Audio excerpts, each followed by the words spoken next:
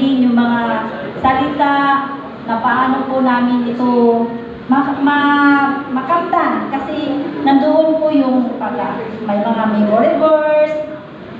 Pero sabi namin mahirap.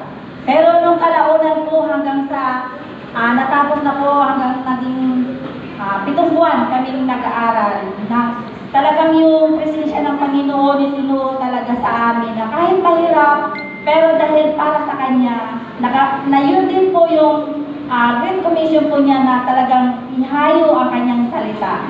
So yun po, sa biyaya po ng Panginoon, sa tulong po ng Banal na Espiritu, amin po yung nakamtan at amin po yung na-share nung nag-mission po kami sa Pangasinan.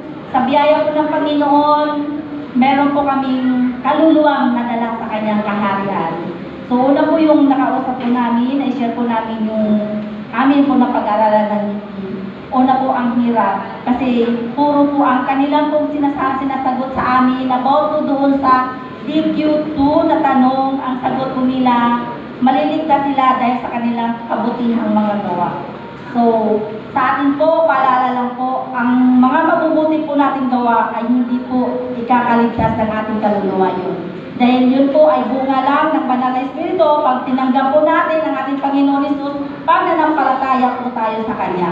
Yun po yung kaligtasan natin. Yung buhay na walang hanggan na binigay po ng Panginoon. Kaya nung ministry ko po yun sa Kanya, umiyak po siya. Umiyak siya at naiyak din ako. Kasi nga, doon po niya nalaman na yung pala ang masarap na buhay na maranasan niya pag nanampalataya po siya sa Panginoon kasi devoto po siya. So sinabi ko po sa kanya, lahat po yun